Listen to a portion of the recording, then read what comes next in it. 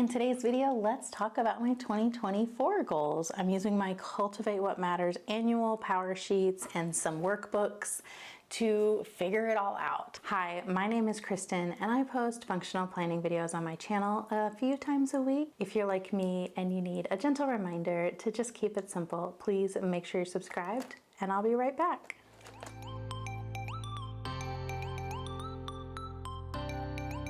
Well, I don't even know where to begin with this. I have done so much of the prep work already, and I know I just kind of want to walk through what I've done in my prep work, but I also want to talk about these two workbooks. I have the Routines Workbook and the Habits Workbook, and I've worked through these as well. So I'll just kind of flip through them real quick just to show you. I have filled out every page except there's a bunch of trackers and stuff in the back. I haven't done that yet, but I've gone through all of the prep work in both of these, so I have a really good understanding of what each of these workbooks talks about and what it can help you with. Now I want to kind of see what I can apply from the workbooks to my PowerSheets, but first let's talk about the prep work I've done in the PowerSheets. All right, so when you open it up, I've got some stuff here in the pockets already, and actually I need to fix this. I can see a sticker kind of came off the page here. This is going to be needed later, so I don't want to lose it. Okay, so this is just an old Planner Kate sheet of days of the week, and I have some date dots here, and we'll get into that in a minute.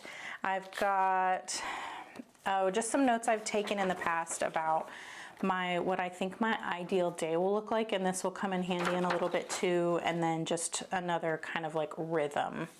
So I am a Monday start on the monthly calendar person, and so I'm using those to redate my calendar. I've also got the sheet of stickers that came with the planner, and I've been using them. And then I have a sheet of stickers I pulled out of one of the sticker books I have for the color coding, and I just tucked that in there for later. I've got my name on here. I just wrote it in pen and used one of the gold hearts from the sticker sheet. And then as we go into the prep work, I have filled all of these in. Let me put these back away real quick.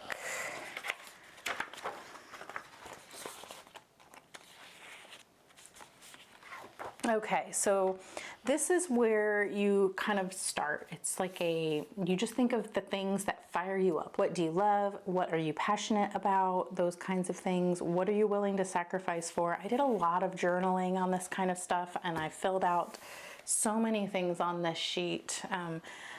I noticed in the Facebook groups, a lot of people get super creative with this sheet, and they use stickers and they make it super pretty, but I just went with the good whole list because I love a list, you know? And then here are where you think about how your past year has gone, or just your past in general. Good things, challenges, lessons learned, and gratitude. And this was super helpful. This kind of really kind of got me in that mindset of thinking about, things that didn't work, what I learned about that, things that did work, and just what matters, the gratitude. And so it's like a nice transition into coming up with those goals for the year ahead. I know a lot of goal setting can be very personal, and I went into this thinking I can censor the things that I don't want shown on the channel, but as I was going, I realized that it wasn't really, there's not much in here that I feel that I need to keep private. And so I don't anticipate there being a whole ton of censoring, but there's a lot of writing in here. So we'll just kind of go through it page by page. One of the lessons I wrote in here that is recurring, I remember talking about this in my last year's video about goals. I try to do too much, and I wrote here under that I don't know how much is too much until I have already broken.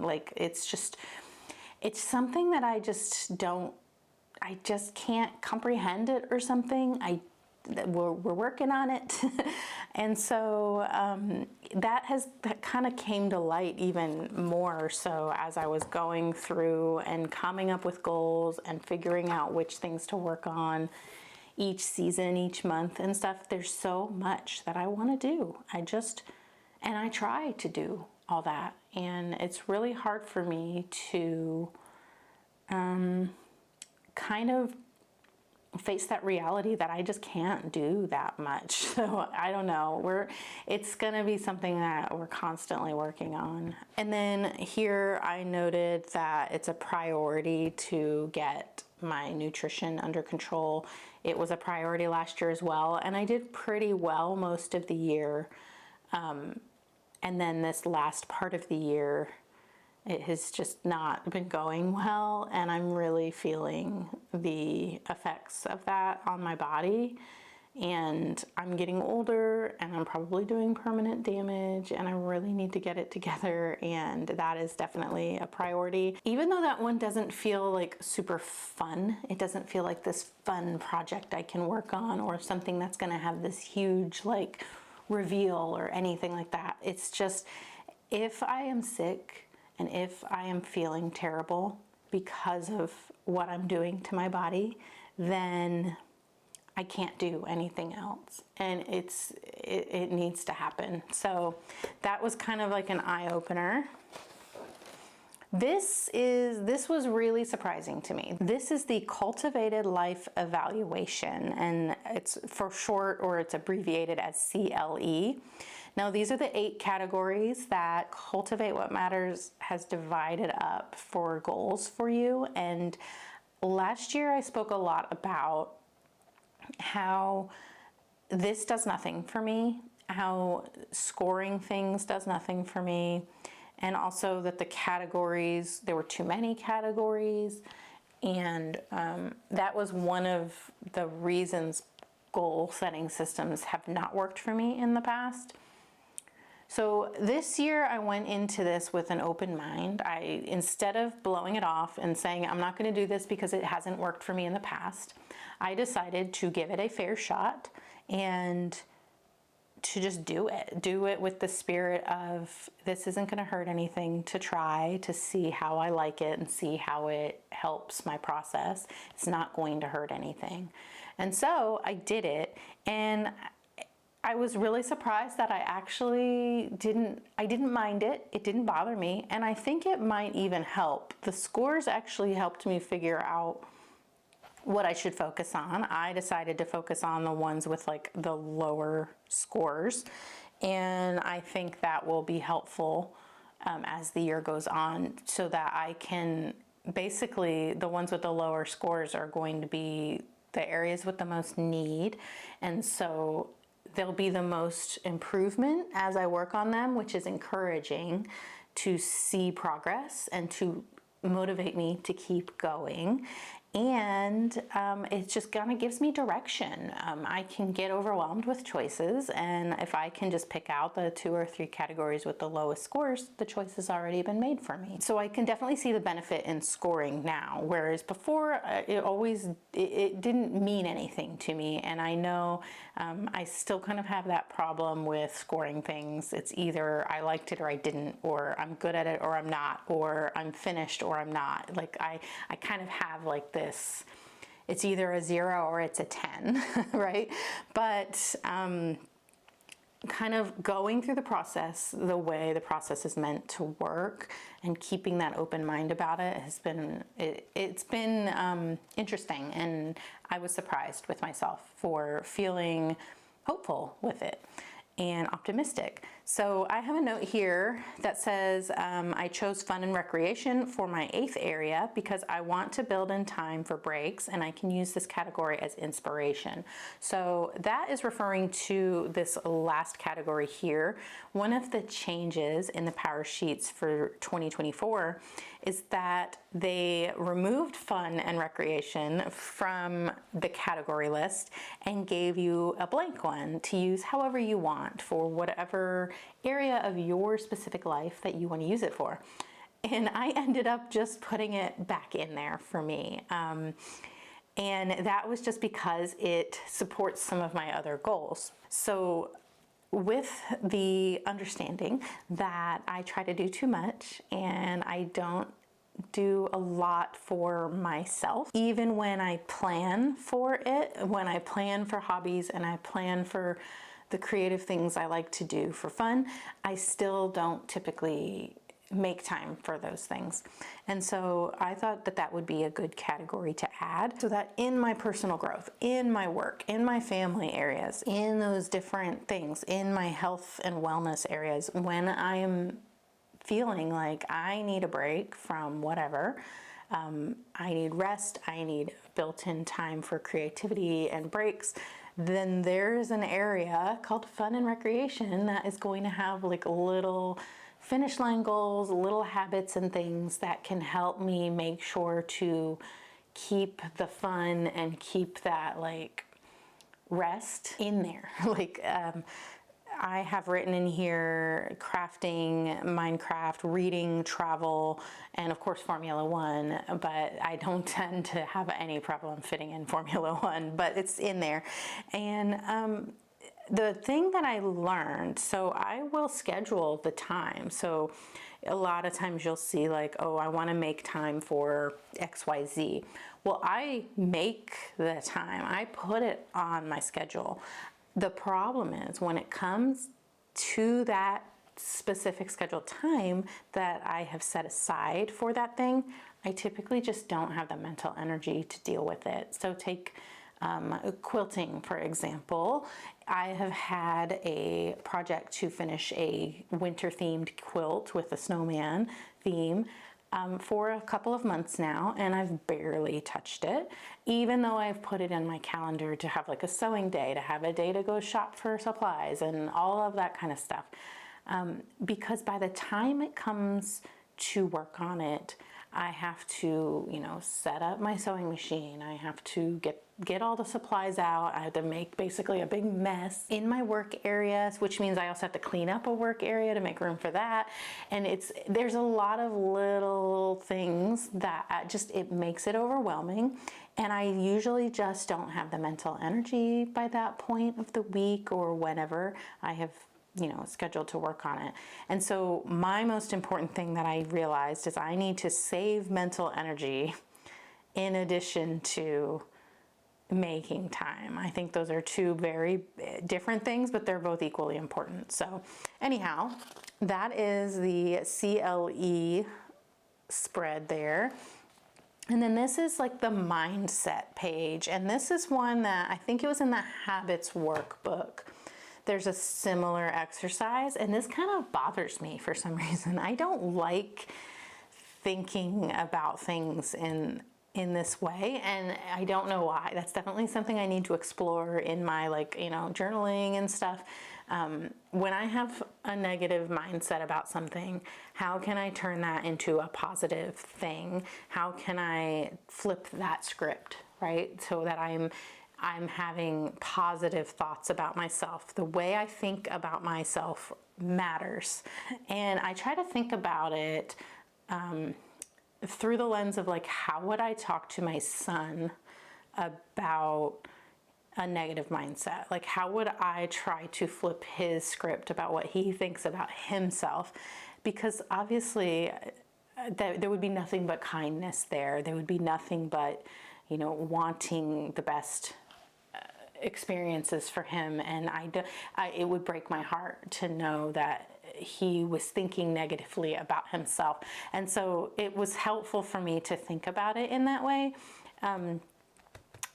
about myself. And it's funny that doesn't come naturally to me. It doesn't. I have to force myself to think about it through that lens of what if it was someone I love and care about more than anything, right? And it's interesting because shouldn't I care and love and care about myself more than anything? Anyway, just something to think about. But so yeah, there's some mindset work. And then we've got this is, what is this page called? I put an extra picture here that I printed out. It says, name what matters. So this is what will have mattered in 5 years. What will have mattered and what wouldn't have mattered. And that was really eye-opening too, because I like to think of a 5-year plan, and usually it's very goal-oriented or task-oriented. It's like, you know, I want this from life. In 5 years, my son will be 18 and, you know, he'll be going to college. So we need this in 5 years, and we need to be thinking about that. And we need, you know, I want to have gone on a certain trip within 5 years. So like it's that kind of thing. But what matters from that? Not like what happens, but what matters. And so I don't know, I just thought that was like a really great way to think about the goals that I'm going to be setting for myself in 2024. Are those goals putting me on a path to things that matter or things that don't matter? And it's funny because the name of this company is Cultivate What Matters, but it's still one of those things that didn't really sink in that that's like what that meant until I kind of like thought about it in terms of this exercise. So then you think about what matters in 5 years, what will have mattered to you and what you have done with your life. And then think about then what should you be saying yes to and what will you be saying no to. And so that was like really interesting too. And it was like, here's all these things that if I have to spend my time doing something, right? So shouldn't it be things that lead to what matters and not things that are leading to things that either don't matter or things that are hurting me in some way or regressing instead of progressing? Like, I don't know, just a lot of like really great like thought work here and just so much room to journal about it. And it's just been, this whole prep work thing has just been, it's been a nice guided journaling kind of situation, and I really enjoyed it.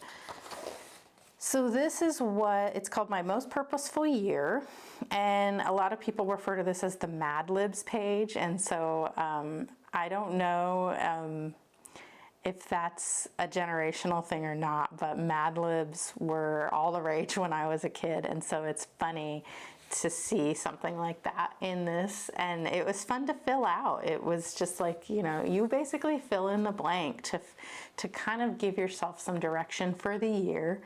And it was a fun little exercise, and I liked it. So then we're kind of going now into the goal setting. Now that we've done all of this like journaling about the areas of our life, what matters, what you say yes to, kind of divide those things into the goal categories, and this is just a space to think about it. And so I did that, and I just wrote all over this page, and I almost got out another page and I like from a notebook, and I was just gonna tape it in here, and then I was like, I just need to keep going, just keep going, to stop trying to make it perfect. You filled in the space, and let's move on. So just different ideas for goals I could set, and this isn't like, this is a rough draft, right? Like this isn't, everything on this page isn't stuff I'm trying to do in 2024, even though I promise you I'm going to try, because that's what I do. I try to do way too much, but it's just, this is like your idea bank, I guess. And then I narrowed it all down. So these are the overarching goals. These are not necessarily projects. So these are just kind of like the theme of where I want that category of my life to go, not necessarily like a singular project that has to do with that area of life. And I went ahead and used the stickers that came off of the sticker sheet that came with the PowerSheets. So I used my Erin Condren, these are the dual tip dual ink markers from the Rainbow palette, the ones that have the black ink on the other end, on the fine point end. And I think they match pretty well. Okay, and then this is just some like education about how to break down a goal, and this is where I'm still kind of working it out. So one of the things along the lines of me trying to do too much is I look at this and I think, okay, here's one goal, and here's what you can do each quarter towards that goal. And I look at this and I think that's not enough. There's not enough here to make significant progress towards something. And that's wrong. Like this is so much. There's so much here. But my initial instinct is to be like, you could do so much more to make progress on that goal. And that's my like mental issue of why do I feel like that's not enough? And so this is important because it kind of is, it's going to come into play later about whether or not something is enough. And so with my yearly goals, looking at this and learning about how I can break it down each quarter and what I can be doing each quarter to make progress, then you kind of come into the pages for each goal. So there's a 2-page spread. There's 8 of them in here so that you can align one with each of your 8 categories here. And of course, you don't have to fill all of them out. I went ahead and did just because, knowing that some of these don't really even need to be worked on like regularly. Some of them are things I'm already doing, and it's like not something that needs to see a lot of improvement, like family things, stuff like that. Like knowing that it's in there, but I don't really have to work on it. So there's 8 of these spreads that let you kind of work through breaking down your goals into seasonal activities and themes, and just some like worksheet type things to help you think through it all. And so I've got them all in here, and some of them was really hard to kind of come up with things that I can do each season. Like fun, for example. There's not a lot in here because it's mostly just, it's not really a goal to work towards. It's more like an idea bank, I guess. And so there's some, I kind of gave myself some themes of things for each season, but I think this is something that I will actually just, when I sit down quarterly to review and kind of reassess, then I can add things there as I see fit. And then like some financial goals here, I've got just things that are just going to be monthly, weekly spending tracking, monthly budget check-in, that kind of thing, savings goals. Those aren't really things that are going to change each year, or each month, or each season.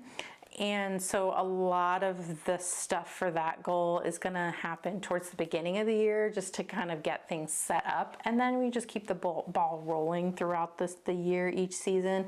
And so it was good to figure that out, to see that, yes, I have this as a goal, but there's not like a whole ton of stuff that I need to pile on to make progress on that goal. It's small things that will just keep me going at a steady pace.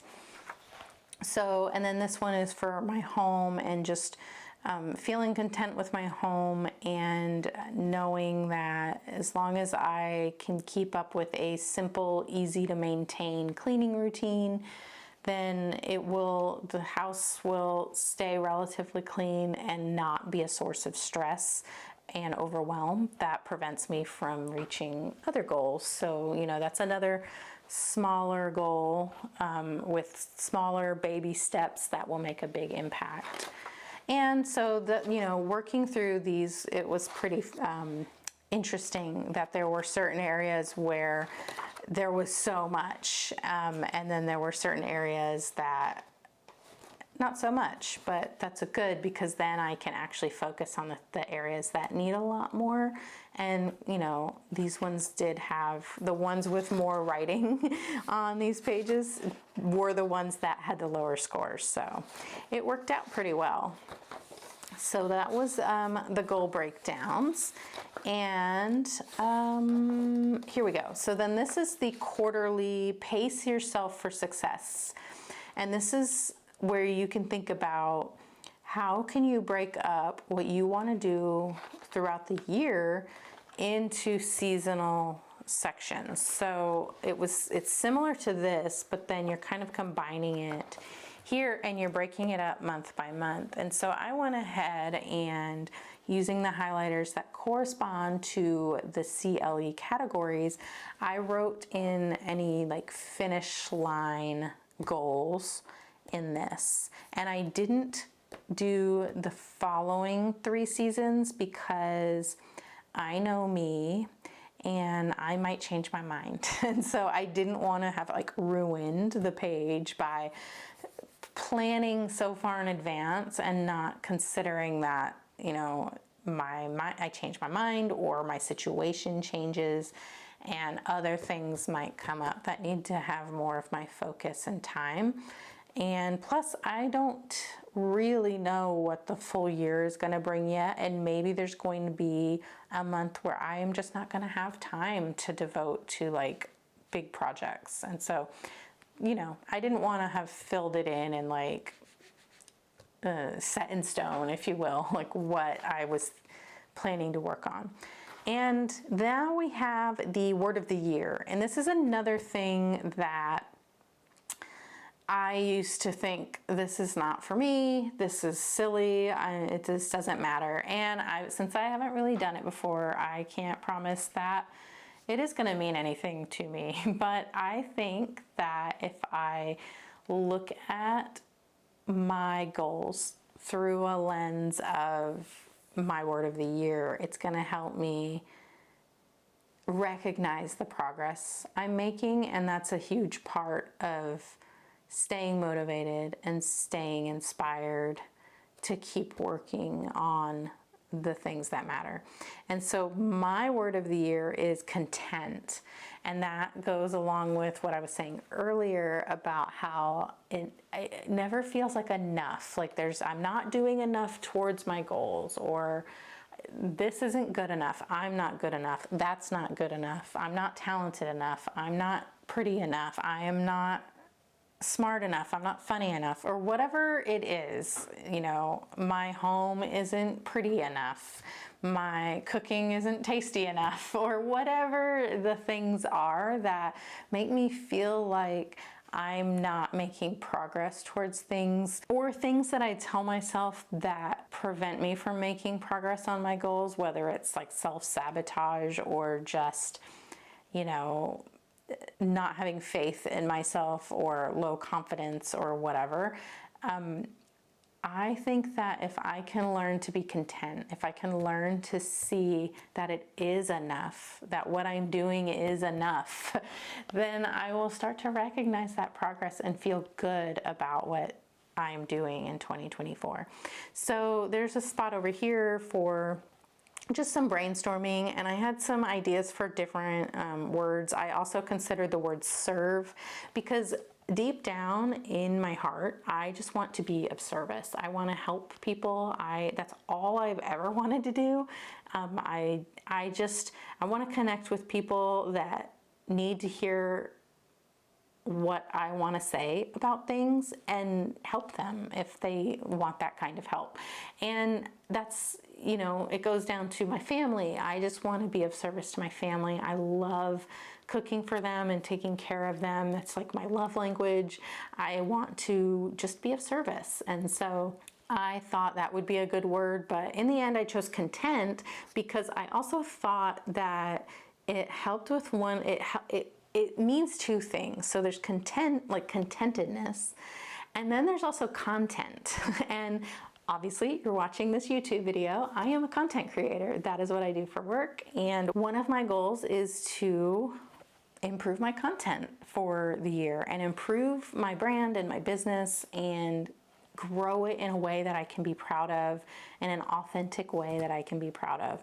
And I just thought it was kind of neat that the word, it means two things, but both of those things mean something to the goals that I want to accomplish this year. So that is my word of the year. And the PowerSheets actually came with a little card to write your word of the year on. And I put that on my vision board. I have not written on it yet. I'm going to cut a little decal with my Cricut, I think, and put it on there, and then keep that hung up on my vision board. So the next area, this is just kind of a space for a vision board, really, but I am using a bulletin board that's in my office.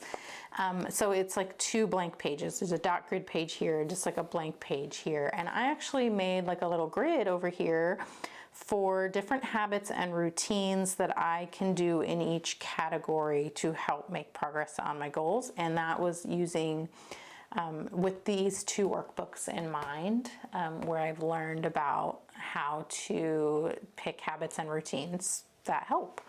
And I haven't done that yet. And then you've got some education here on how to live out your goals and how to make a tending list. And then we turn into the routines section. And this talks about little by little progress. And then this talks about routines. And I think that this is a really great point that they're making here. Decision fatigue is the enemy of good decisions. And I love that because that's my problem. And that called that out to me, that I get overwhelmed with all the choices. Like I said, I try to do too much. I try to do so much. And so whenever I'm thinking about what I need to do next, there's just too much. And so to have a set routine, morning routine, evening routine, weekly reset routine, and then there's a blank one here. These are things that I can write, I can think about ahead of time and come up with the routine that I know is helpful, filled with things that matter, things that are going to make a difference. And then I can write it down, and the decision has been pre-made. And so I can refer to this. I can use a wild card to remind me. The decision's been made, so I don't need to think about for the next 2 hours while I'm working on whatever routine. I can be doing these things that I know are going to make a difference towards some of the goals that I have without having to think about it. It's going to be the same. I can just do it, and then it'll be done, and then I'll be happy and feel like I made a difference. And that's something that I really need, which is why whenever I was working through these workbooks, the routines workbook really spoke to me. The habits workbook, I'm still fighting with. If you know me at all, I just can't with habits. I don't know what it is. I resist it so hard. Habit tracking is just one of those things. I see now how it's important and why it's important and how it's helpful. And I still just think, I don't need to do that. That's not for me. I just resist it. And I'm recognizing that. And I am recognizing that that is something that I should be working on this year, because habits are important. And I think a lot of it has to do with just me not really wrapping my mind around what is a habit. I'm probably already doing all kinds of habits. I mean, everybody does. It's just that I don't recognize it for how it's helping me or hurting me truly. I am more now that I've done the workbook, but it's just one of those things. So anyway, doing the routines workbook has made me understand that I just need a better routine for everything, like really everything. It's a cheat sheet. It's a cheat sheet for what you need to do to make progress on those like mundane goals. So my personal goal, develop a strong foundation of habits and routines that support who I want to be. This goes hand in hand with that, because I can go through my routines workbook where the first routine that I want to focus on is my AM routine, and I can really work on that and see it here, see it in a lot of places. I have a wild card that came from one of the older wildcard packs, and I think there's a routines one in here somewhere that I'm going to fill out. And actually I want to tape it to my mirror in my bathroom to help me. It's in here somewhere. I'm going to tape it to my bathroom mirror so that I can just not have to make that decision, not have to think about what's next. Like, do I need to do X, Y, Z? Like, I'm fumbling here. I'm struggling. Anyway, it doesn't matter. It's one of these, and it's literally just 2 columns. It says morning routine and evening routine, and I want to do that. So then we go into January, and I haven't done any of that yet. I did translate or transfer my scores over here to get ready for the month, and we will talk about January and what I'm going to be starting with in another video. Well, I got interrupted when I was filming that last part, like the first half of the video, and so now I'm wearing different clothes and the lighting is different, but let's move on. And I think now I want to open the Habits and Routines Workbooks and maybe talk about how those fit in. And then earlier in the video, I showed you there's a routines page in here that I did not have filled out yet. Where is that? Isn't it like right before? Here it is. Okay, so earlier in the video, this was blank, and now it's still blank, but I have sticky notes because I'm gonna be honest here, I still struggle a bit with the routines. And so these are the routines I've come up with. I've got an AM routine, a PM routine, and a weekly reset routine. And the reason I wrote them on the sticky notes is because I just don't know. Another part of my development this year is feeling like I'm enough and not having like imposter syndrome and worrying if I'm doing it right or wrong. And so, maybe I should have written this stuff down here and not worried about messing up the page, but here it is. It's on a sticky note.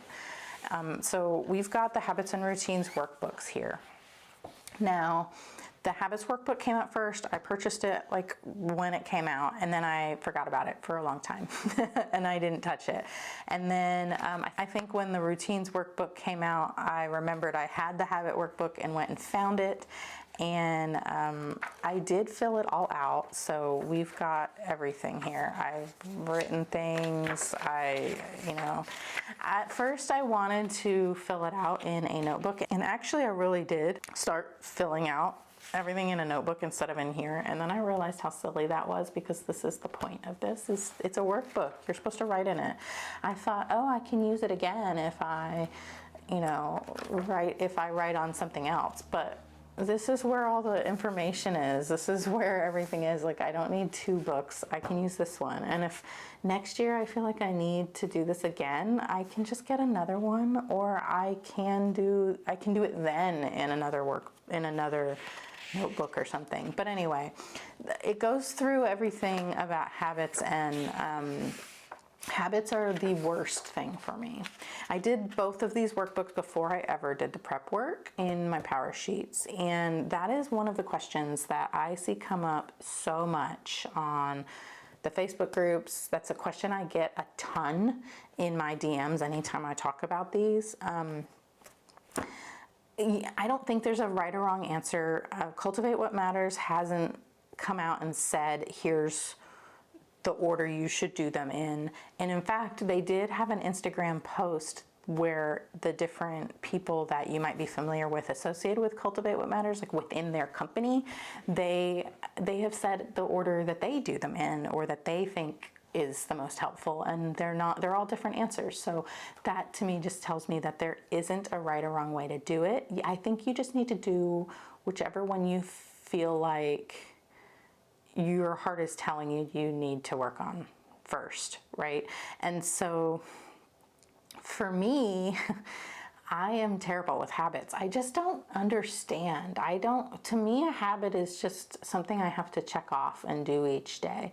And I don't understand the difference between a habit and a task, like a reoccurring task. And I still don't. I still have to, I think I need to live this out a little more before I can like really say that I have a great grasp on habits. And that's something that I really struggled with. I created this little habits and routines page that is broken up by the different categories, and my intention was I was going to write down some habits that support these categories and then some routines that support these categories, so that I would just kind of have a cheat sheet that I could look back on.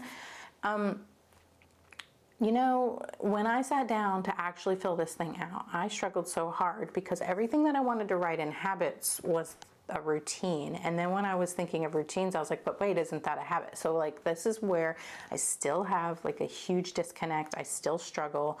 And maybe I'm not the right person for you to be learning about the Habits and Routines workbooks because of this, but I just want to keep it real, right? So a habit, from what I'm getting, like the habits are the like individual building blocks for the routines. What did I really feel like I highlighted that somewhere. And let's see, I did. A habit is a behavior that's repeated regularly. And then even the Habits workbook has a section on routines in it. So I'm thinking here, when I find the routines, so here, change your routines. So routines are the logical next step in habit formation. And so I guess if you want to know which of these workbooks to do first, maybe doing the habit workbook is the first step before you do the routines workbook. And so this helps you kind of figure out, if you have habits, how can you stack them together to create a routine? And so I think basically you want individual habits here and then they become routines. So I went through here and said, like, for my financial goals, right? I want to track my spending. That should be part of my weekly planning routine, where I sit down and plan my week and get ready for the next week. That's when I can track my spending. It's like a logical way to do it. And reviewing my budget, I feel like that's something that I could do monthly. And so I have that I might do that habit during my monthly reset, where I am, again, reviewing my monthly schedule and the task list. I'm changing some things in my home, like my son's like school calendar in our family command center area. There's just things that happen on a monthly basis that it makes sense that when I'm sitting down at the desk, I can do it then. Intentional movement, so like going for a walk, like on purpose, and not just, getting steps in during the day, but actually saying, I am going to go for a walk. That is the habit. And then the routine is every day after dinner, every weekday, every school day after dinner, I take my son to his tennis practice, and I go for a walk while he's at that practice. I park by the tennis courts, he goes to his practice, I go for a walk. That has actually not been happening lately. It's usually dark by the time this time of year. It's too dark and there aren't any lights on the walking path that I typically use. So that's an excuse to get out of having to go for a walk. And really there are other places I can walk nearby that do have lights. And so that's just an excuse. But anyway, so going for a walk is a habit. The routine is during that like after dinner time of day of the procession of things. And then when we get home from that, that's like the cue to start the PM routine. So the habit workbook goes through basically kind of helping you figure out who you want to be, like the person that you want to be, and then what kinds of things can you do to become that person. And then there's a little bit of a section about how to turn that into a routine. So this one, if you were only going to buy one, it has both in it. But let me tell you how much I loved the routine workbook. I loved this one so much more. For some reason, it clicked for me. And to me, that made me feel successful. It made me feel smart. It made me feel like I knew what I was doing. And so this one I have a lot of good feelings with. This one, it made me feel like I didn't know what I was doing. And I still, when I look at this, I'm still like, why can't I get this? Why can't I wrap this around my head? How come I'm great feeling with routines and I feel like I understand routines, but I don't understand habits?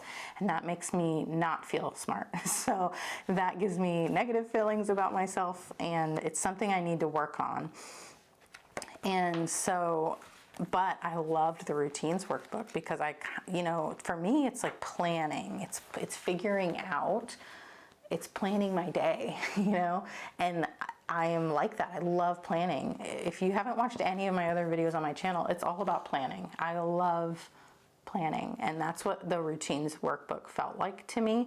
And so it was fun, and I felt like I knew how to do it. I felt like I can do this. And so that's why I loved this one, and I understand the routines. I guess the part of me that is struggling is it a routine filled with intentional habits that are going to support my goals, or is it a routine that's just, here's some tasks you need to do today? And that's where my disconnect is. And that's what I want to explore this year with my personal goal is just creating these habits and routines and making sure they're habits and routines that support my goals.